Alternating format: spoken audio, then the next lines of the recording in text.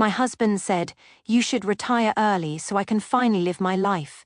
So I smiled, and 2 months later, I signed the papers, redirected my payout into a brand new account under my name only, and watched the life he'd been planning behind my back collapse in real time. My name is Evelyn Hart, and I'm 50 years old. Until a few months ago, I would have told you my marriage was solid, quiet, grown up, the kind that didn't need to prove itself to anyone. Ethan and I had been together for 22 years. We met in our late 20s, married within a year, built routines so predictable they felt like safety, no kids. At first it was "we're trying," then appointments and awkward optimism, and eventually it became something we never said out loud again. We made peace with it the way couples do when they're tired of bleeding in the same spot. So we poured ourselves into work. I worked in supply chain management for a manufacturing company. Nothing glamorous, but I was good at it. The kind of job where the whole system falls apart if you miss one detail. I liked that. I liked being needed. Ethan worked part-time as a yoga instructor, and the rest of his time he curated a life, wellness retreats, smoothies with names that sounded like saints, friend circles that spoke in soft voices about energy and alignment and choosing joy. I didn't resent it, not at first. I thought, he's happy, he's taking care of himself. We're different, but we still come home to each other. And then about 6 months ago, Ethan started talking about early retirement. Not for both of us, for me. At the beginning I laughed. The idea felt ridiculous. I was 50, not 65. I still had momentum, still had purpose. But he kept returning to it like a song he couldn't stop humming. "You've worked so hard," he'd say, brushing his fingers over my shoulder as I answered emails at the kitchen table. "Don't you want to enjoy life while you're still young enough?" "Young enough," I'd repeat, amused. "Ethan, I'm not ancient." He'd smile like I was being cute, like I was missing the point. He started leaving articles on the counter. How to retire at 52, escape the rat race, financial freedom is a mindset. He'd point out couples on social media, traveling full-time, laughing under sunsets in places I'd never been. But what bothered me wasn't the dream. It was the way he described it. It was never "we could go." It was always "I want to go. I want Bali for 3 months. I want an RV across the country. I want to be spontaneous again," like I was a locked door and he was tired of holding the handle. Then came the Tuesday night in August. We were sitting on the back patio after dinner, the air still warm, cicadas buzzing like static. Ethan had that look, his rehearsed look, the one he got when he'd been practicing a conversation alone. He put down his wineglass carefully and turned toward me. "I've been thinking," he said, and my body, without my permission, tensed. "Because after 22 years you learn the difference between casual thoughts and weapons wrapped in silk. You should retire early," he said, steady and calm, "so I can finally live my life." For a second my brain refused to process it. I blinked. "What does that even mean?" "It means I've spent 22 years building my life around your schedule," he said, like he was reading from a script he believed in. "Your job, your stress, your deadlines. I want freedom, Evelyn. Real freedom." I stared at him. "You travel all the time." He exhaled hard, irritated, like I'd pointed out a flaw in his logic in front of an audience. "That's not the same," he said. "That's a week here and there. I'm talking about being untethered. I need a partner who's available, who's present." "I am present," I said, and my voice came out quieter than I expected. "I'm right here." He shook his head. "You're not, though." And I swear that sentence hurt more than the retirement one, because it wasn't just criticism. It was dismissal, the way you talk about something you're already halfway done with. He stood up like he couldn't sit still with the truth anymore. "Just think about it," he said. "We have enough saved. You could retire at 55, maybe even 52 if we're smart. Then we could start living." Then he walked back inside, leaving me with the hum of the backyard and the feeling that something had shifted under my feet. That night, I told myself it was nothing. Couples have weird phases, midlife panic, restlessness. Maybe Ethan just wanted more time with me. Maybe it was flattering. But over the next few weeks, he brought it up constantly. And the more he talked, the more I realized something that made my stomach tighten. When Ethan described this future, he didn't sound like a man planning a life with his wife. He sounded like a man planning an exit. So I started paying attention. Little things first. He was on his phone constantly, always angled away from me. He started taking extended yoga workshops on weekends, sometimes 2 or 3 days at a time.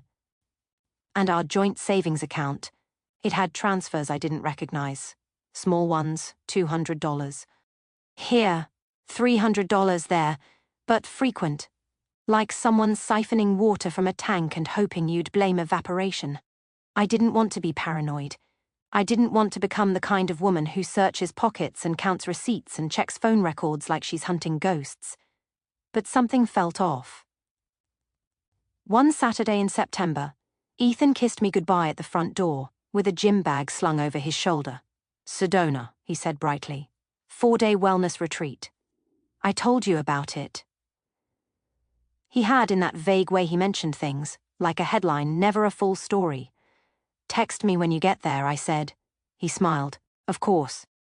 Then he left, and the house went quiet in that fragile way it does when you're alone with your own thoughts. I lasted 2 days before the ache in my chest turned into a decision I never imagined I'd make. I logged into our phone account. My hands weren't shaking. That's the part that scares me most now. Like some part of me had already accepted what I was about to find. There were hundreds of texts to one number I didn't recognize. Hundreds. The kind of volume that isn't friendly, isn't a group chat, isn't work. It was intimate, constant, hungry. I stared at the number for a long time. Then, with my heart pounding so hard it felt like it was trying to warn me, I called it from my office phone, trying to sound casual, like I'd dialed the wrong person. A woman answered. "Hello?" Her voice was warm, confident, awake. Not a receptionist, not a customer service line, a real person. "Hi, I managed. Is this Ethan's number?" Silence, just long enough to become a blade. Then she laughed softly. "Who is this?" I hung up. I sat there staring at the phone and E-World felt suddenly too bright, too sharp, like someone had turned up the contrast on my entire life. I should have confronted Ethan right then, but something colder took over. A part of me that had worked in supply chain for decades, the part that didn't move product until every number matched, every invoice aligned, every lie got cornered by evidence. So I opened our credit card statements, then our bank records, then everything. And that's when I found it, a credit card I'd never seen before, opened 6 months ago. Statements sent to his email, an email I didn't have access to, but I managed to get in through a recovery link because years ago, when we still trusted each other easily, we'd set ourselves up as backup contacts. The charges told a story in perfect repeated lines. A hotel downtown, the same hotel every other Thursday for 4 months. Expensive dinners for 2.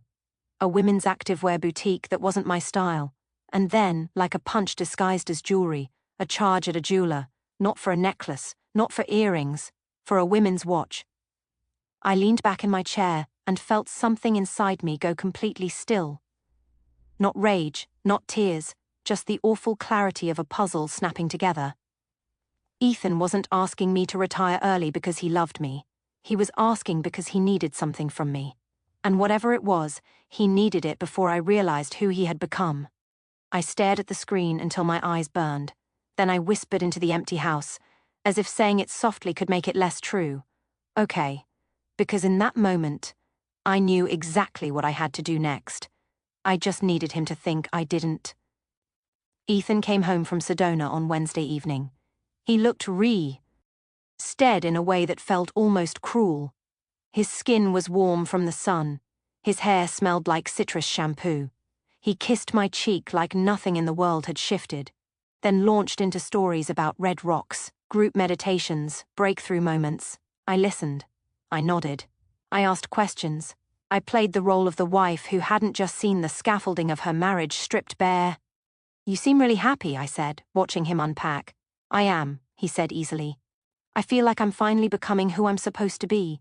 Then, right on cue, his hand found mine. "That's why I really think your retirement would be good for us," he added. "We could do this together." I smiled, the kind of smile women learn to use when the truth would blow up the room. "Yeah," I said. "Maybe you're right." His eyes lit up like I'd just handed him a winning lottery ticket. "Really?" he said, a little too fast. "You're actually considering it?" "I'm thinking about it seriously," I replied. It's a big decision. He practically vibrated with excitement. Oh my God, he said. That's amazing. We should talk to a financial advisor. I raised an eyebrow. Already shopping for one? Well, actually, he said, reaching for his phone, I already found someone, just to be prepared. Of course he had.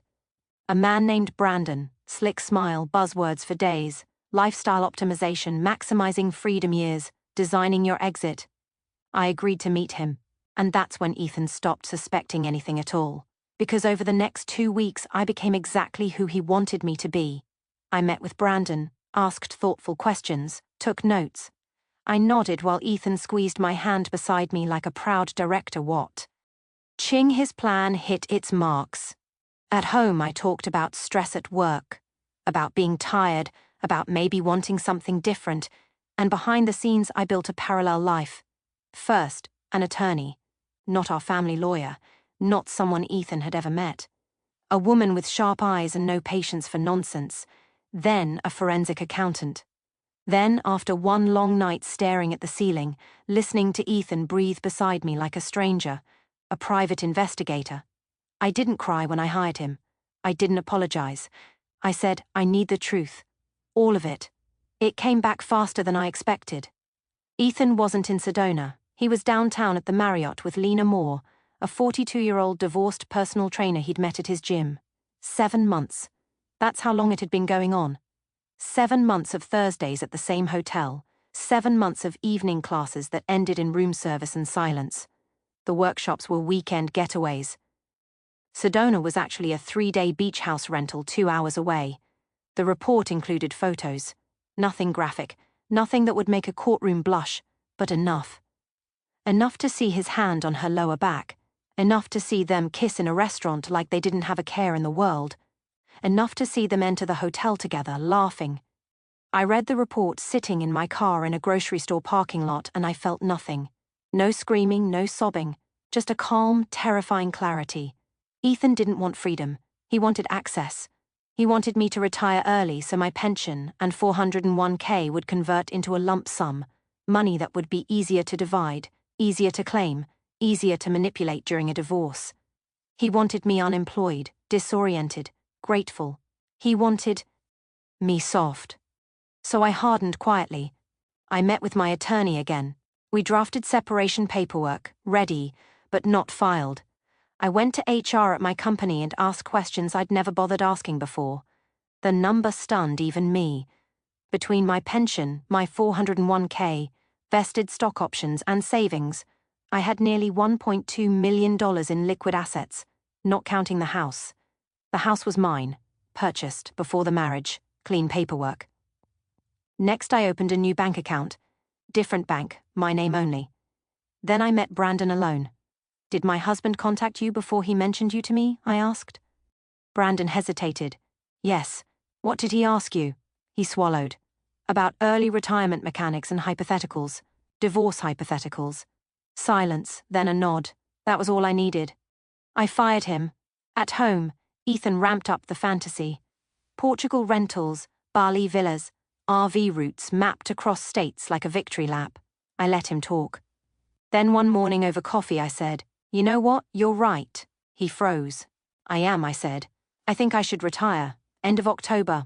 He actually clapped his hands, hugged me, promised me happiness. And I hugged him back, knowing every step from here on out would be on my terms.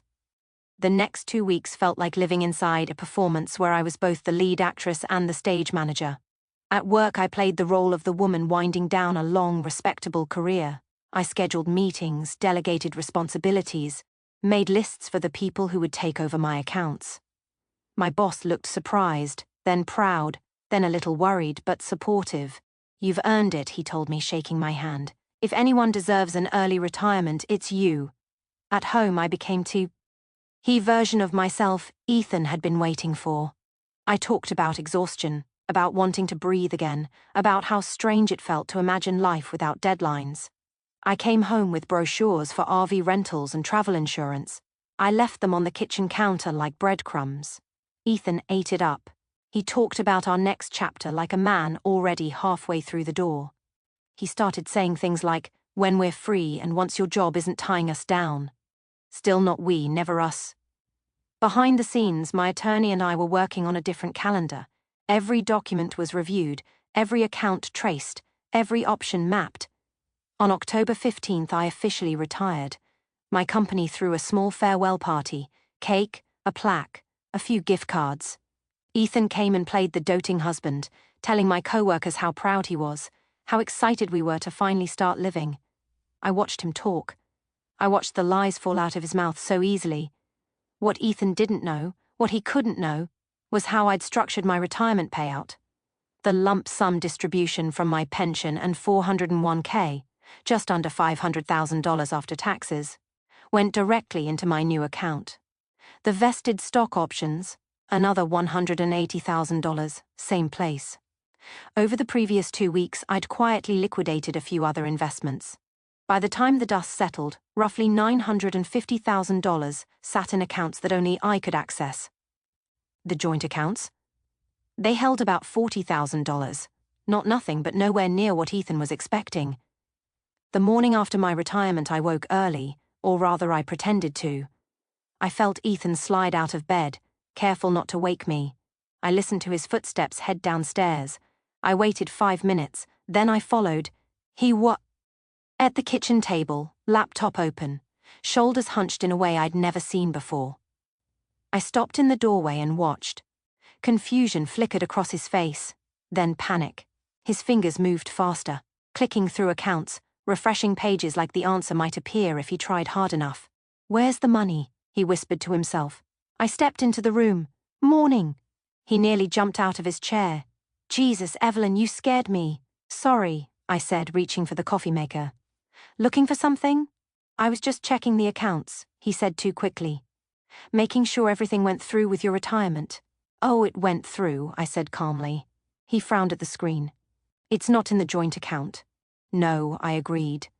He turned to me, confusion sharpening into fear. "Where is it?" "In my account." His face drained of color. "Your account?" he repeated. "What do you mean, your account?" "I opened a new one," I said, pouring coffee like this was an ordinary conversation. "All the retirement funds went there." "Why would you do that?" His voice cracked. I met his eyes. "Why do you think? I don't understand." I set my mug down and pulled out my phone, unlocked it, placed it on the table between us. On the screen was a photo from the investigator's report. Ethan's hand resting comfortably on Lena's back as they laughed over dinner. The silence that followed was absolute. "How long have you known?" he whispered. "Long enough. It's not what you think." I laughed. Not because it was funny, because the audacity finally hit me. "Ethan," I said quietly, "I know exactly what it is." His mouth opened, closed. "You wanted me to retire so you could access the lump sum," I continued. "Then you planned to divorce me while I was unemployed, disoriented, and easier to control in a settlement." He didn't deny it. He couldn't. I slid a manila envelope across the table. "Separation papers," I said. "You're moving out today. Your things are already packed. They're in the garage. You can't just kick me out," he said, panic rising. "I can," I replied. "And I am. The house is in my name. I bought it before we married." He stared at me like I was someone else entirely. "You'll take your car," I added, "your personal belongings, and whatever's left in the joint account." "This is insane," he snapped. "I'll ruin you." I smiled, small, tired, finished. "Go ahead," I said, "but just so you know, I have 7 months of evidence documenting your affair. Hotel receipts, text records, photos, and proof of the secret credit card and the money you siphoned out." He went very quiet. By noon, he was gone. And for the first time in months, the house felt still. Not empty, just honest. Ethan didn't leave quietly. He cycled through emotions the way a drowning person thrashes, grabbing at anything that might keep him afloat. First he cried, real tears, hot, messy, desperate. He sat on the edge of the couch with his head in his hands, repeating my name like it might soften me. "Evelyn, please," he said. "I made a mistake. It didn't mean anything. I was confused. I was lost." I stood in the doorway and watched him like you watch weather roll in, aware, unmoved. 7 months doesn't happen by accident. Then came anger. "You planned this," he snapped, pacing. "You trapped me." I almost laughed, then bargaining. We can fix this, he said. We don't have to invoke LVE lawyers. We can go to counseling. I'll end it with her. I already have. I believed him about one thing: he would end it now. Not out of remorse, out of necessity. When none of it worked, when he finally understood that I wasn't budging, he reached for threats.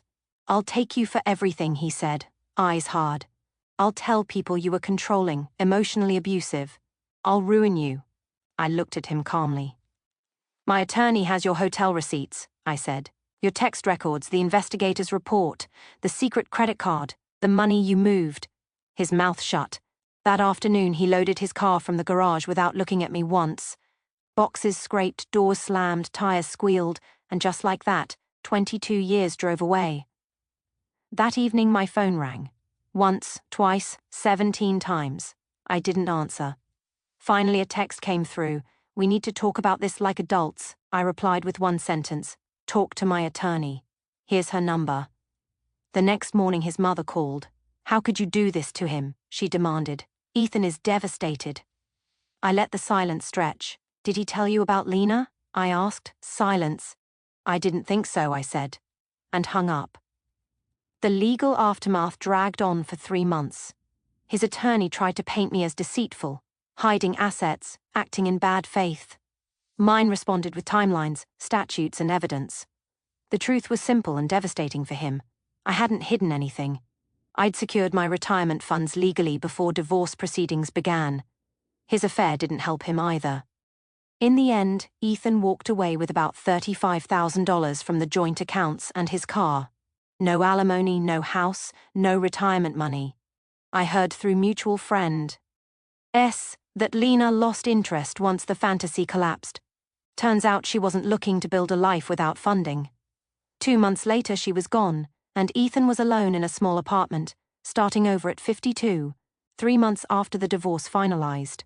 I sat alone in my kitchen on a quiet morning, sunlight pooling on the floor. I'm still retired. I go to the gym. I cook real meals. I read books I never had time for. Sometimes I get bored. Sometimes I consider part-time work. But the peace is real. Last week Ethan emailed me. Subject line, can we talk? I deleted it without opening it. There's nothing left to say. I didn't get the life I planned, but I got the one I protected. And that matters more.